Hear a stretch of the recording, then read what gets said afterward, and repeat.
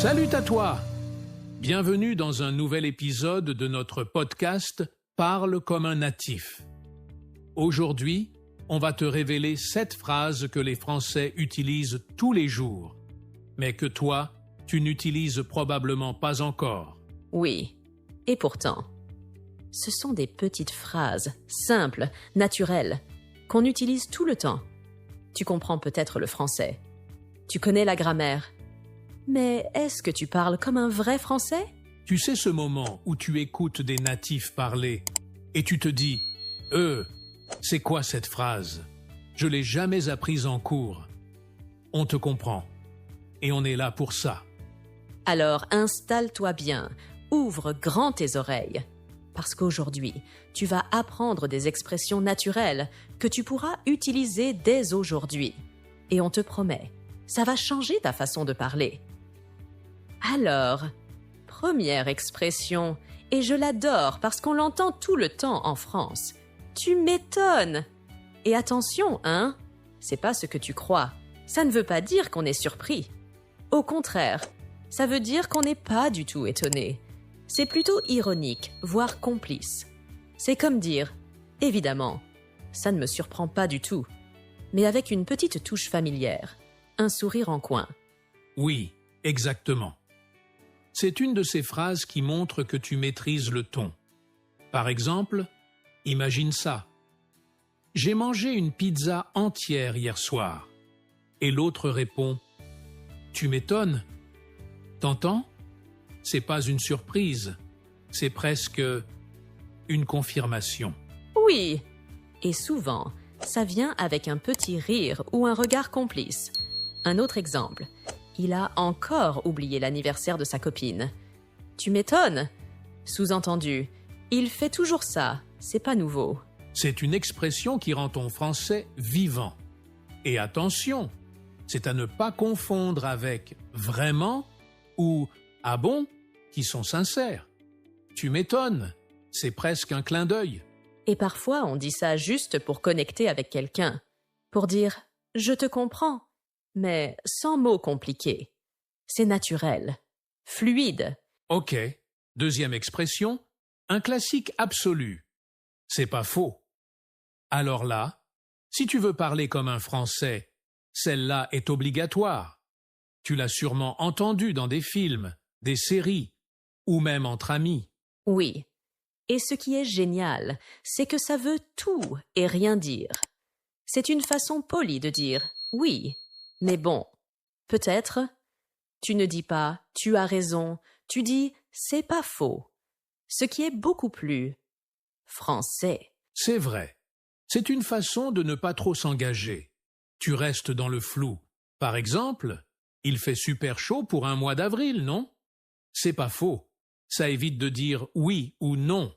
Tu restes dans la nuance. Et ça peut même être drôle. Imagine quelqu'un dit une évidence, mais tu veux répondre avec un petit ton moqueur. Tu fais une pause, tu regardes un peu en l'air et tu dis « c'est pas faux ». Tu vois? Tu viens de débloquer un super pouvoir en français. L'ambiguïté élégante. Ah, j'adore ça. Parce que c'est ça aussi, parler comme un natif. Ce n'est pas juste utiliser les bons mots, c'est savoir comment les dire, quand les dire et avec quelle intention. Donc, si tu nous écoutes en ce moment, on te lance un petit défi. Utilise aujourd'hui une seule de ces 2 phrases. Soit « tu m'étonnes », soit « c'est pas faux ». Mais attention, choisis bien le moment. Parce que tout est dans le ton. Et si tu veux vraiment progresser, répète-les à voix haute. Écoute ton intonation. Regarde-toi dans un miroir si tu veux. Ressens la vibe française. Ok, maintenant on passe à un autre type de phrase, celle qu'on utilise pour exprimer ce qu'on ressent vraiment. Et en français, on adore faire ça avec des petites expressions très courtes, mais pleines d'émotions. Tu veux dire que t'en as marre? Que t'es crevé? Que t'en peux plus de ta journée? Alors cette expression est pour toi. J'en peux plus. Ah ouais, celle-là, c'est du 100% français. Tu l'entends dans les transports, dans les couloirs des bureaux, dans les groupes WhatsApp, à la maison, partout. Et ce qui est magique avec cette phrase, c'est qu'elle est polyvalente.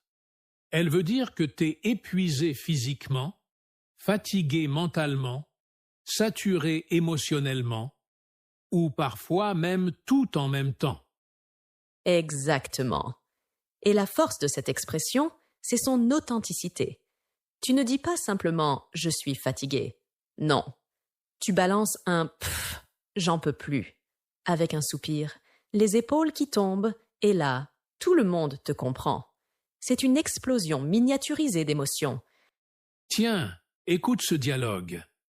J'ai eu 4 réunions d'affilée aujourd'hui. Ah ouais, j'en peux plus, moi aussi. Franchement, c'est trop, tu vois? Rien que ces mots, et on sent la fatigue. Pas besoin d'en dire plus. Et ça peut aussi s'utiliser dans un ton plus dramatique ou plus drôle. Genre, t'es en été, dans le métro, il fait 35 degrés. Il y a du monde, pas de clim. J'en peux plus de cette chaleur. Ou après un date bizarre. Non mais le gars a parlé de ses ex pendant 1 heure. J'en peux plus des applis de rencontre. J'adore. Et tu sais quoi? Cette expression marche aussi à l'écrit sur WhatsApp ou Instagram. T'écris juste « j'en peux plus » avec 3 petits points et ça veut tout dire. Et souvent, les gens répondent avec un truc du genre « courage, allez, bientôt le week-end ». C'est une façon de partager une émotion humaine, instantanée, universelle. Ok, maintenant passons à une autre perle du français parlé. C'est un seul mot, mais il peut remplacer toute une phrase. Ce mot, c'est « grave ».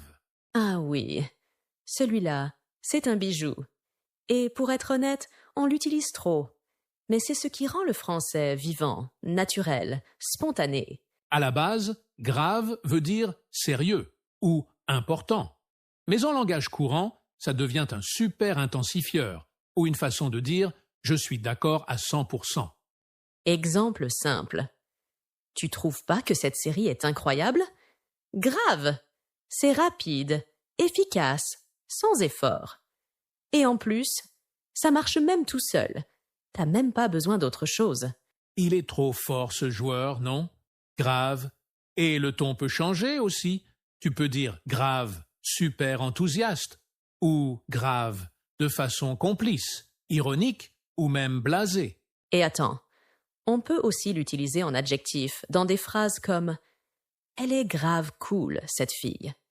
« Ce resto est grave bon, faut qu'on y retourne ». Là, grave veut dire vraiment, super, trop. C'est familier, mais très courant chez les jeunes. Et attention, ce genre de mots, ce sont des connecteurs sociaux. Quand tu utilises grave, tu montres que tu parles comme nous, comme un vrai. Tu crées une complicité immédiate. Et si tu veux t'amuser avec, essaie un jour de ne répondre que par grave pendant 5 minutes. Tu verras, les Français vont rire, mais ils vont aussi te comprendre parfaitement. On récapitule? J'en peux plus. Pour exprimer l'épuisement, l'agacement, la saturation. Grave. Pour montrer que t'es d'accord, que t'intensifies ton émotion, ou que t'as un style bien français. Alors, quel est ton défi? Choisis une de ces 2 phrases et utilise-la dans une vraie conversation cette semaine. Ou même, écris-nous un commentaire avec ta propre phrase en utilisant « j'en peux plus » ou « grave ». Et n'oublie pas, pratiquer ce genre d'expression, c'est ce qui transforme ton français scolaire en français vivant. Tu passes de « je comprends le français » à « je vis en français ». Bon, maintenant on entre dans le monde merveilleux des non-réponses à la française. Tu sais, ces moments où tu veux pas dire oui, mais tu veux pas dire non non plus. Alors tu réponds avec style, avec flou, avec ambiguïté. Et c'est là que le français est magique. Ah oui, on adore ça. Être poli, être flou, rester vague. C'est tout un art. Et pour commencer, on te donne un petit mot, tout simple, mais ultra efficace. Bof. Ce mot est une perle. Il te permet de donner ton avis, sans vraiment t'engager. Tu veux dire « mouais, pas trop, je suis pas convaincu ». Tu dis bof. Et c'est surtout dans le ton. C'est pas juste le mot, c'est comment tu le dis. Exemple. Tu veux aller voir ce film? Bof. Je sais pas trop. On dirait un peu nul, non? Et ça peut même être très utile quand tu veux être poli. Genre, t'as aimé le gâteau? Bof. C'était pas mal, mais un peu sec. Tu vois? C'est pas méchant. C'est juste pas enthousiaste. Et parfois, tu peux même juste dire bof, sans rien ajouter. Et tout le monde comprend que t'es pas emballé. Ensuite, on a une autre phrase très française, très douce, très pratique. On verra. Ah, celle-là, c'est le chef-d'œuvre de l'évitement. Tu ne veux pas dire non, parce que ça fait un peu dur. Mais tu ne veux pas dire oui non plus, parce que bon, t'as pas envie. Alors tu dis calmement, avec un petit sourire, on verra. Exemple typique. Tu viens au dîner vendredi? On verra. J'ai une semaine chargée. Et voilà, c'est dit.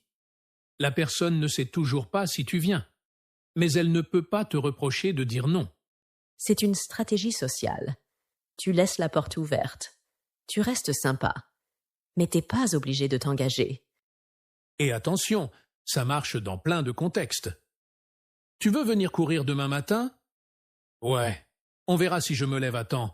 C'est un non déguisé, mais qui passe bien.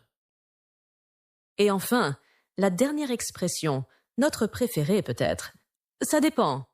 Franchement, c'est la réponse la plus française du monde. C'est vrai. Tu peux répondre « ça dépend » à presque tout. C'est comme une pause réflexive. Tu montres que tu réfléchis, que tu considères plusieurs options, mais sans donner une réponse claire. Exemple. Tu aimes Paris? Ça dépend. De la météo, de l'humeur, de la foule, du quartier, du prix du café. Et ça marche aussi pour tout le reste. Tu vas acheter une voiture? Ça dépend de mes finances. Tu veux changer de travail? Ça dépend de mon boss. Tu vois? Ça dépend. C'est le bouclier parfait pour ne pas répondre tout de suite, pour gagner du temps ou pour ne pas trop te mouiller. Et c'est ça le français dans la vraie vie. C'est pas juste oui ou non. C'est bof, on verra, ça dépend. C'est nuancé, diplomatique et parfois même un peu comique. Alors, si t'as envie de parler comme un vrai Français, commence à utiliser ces expressions dans ta vie quotidienne. Tu verras, tu vas paraître beaucoup plus naturel et surtout, beaucoup plus français. Et toi, quelle est l'expression que tu vas tester en premier? Dis-le nous en commentaire, ou mieux, fais une petite phrase avec bof, on verra, ou ça dépend. Alors, soyons honnêtes une seconde. Tu les connaissais vraiment toutes, ces expressions? Est-ce que tu utilises déjà bof ou grave ou ce bon vieux tu m'étonnes dans tes conversations? Ou est-ce que tu t'es dit plusieurs fois pendant l'épisode « Ah ouais, jamais entendu ça en classe ». Et c'est normal, parce que ce sont des phrases qu'on n'apprend pas dans les manuels. Elles ne sont pas toujours dans les applis ou les cours traditionnels. Mais pourtant, ce sont celles qui font toute la différence. Tu peux connaître la grammaire, le vocabulaire, mais si tu veux vraiment parler comme un natif, c'est ça qu'il faut maîtriser. Et la bonne nouvelle, c'est que tu n'as pas besoin d'attendre des mois pour les utiliser. Tu peux commencer dès maintenant. Dans un message à un ami, dans une conversation Zoom, dans un commentaire Instagram. Ce sont des petites phrases pratiques, utiles et tellement naturelles. Et surtout, n'aie pas peur de faire des erreurs. Tu sais quoi? On s'en fiche. Personne ne parle parfaitement, même en français natif. L'important, c'est d'essayer, de jouer, d'oser.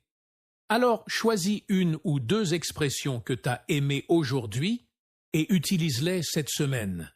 Mets-les dans ta bouche. Donne-leur vie. Et on te lance un défi. Dis-nous en commentaire quelle phrase tu vas utiliser en premier. Ou encore mieux, écris une phrase complète avec « j'en peux plus »,« on verra »,« ça dépend » ou une autre. Montre-nous que tu passes à l'action. Et si tu as aimé ce format, ce style naturel, ces petites astuces du français réel, Alors abonne-toi, active la cloche et surtout, reste curieux, reste motivé. On est là chaque semaine pour t'aider à parler comme on parle vraiment en France. Merci d'avoir passé ce moment avec nous. Et n'oublie pas, tu ne veux pas juste parler français. Tu veux parler comme un Français. À très bientôt dans le prochain épisode de Parle comme un natif.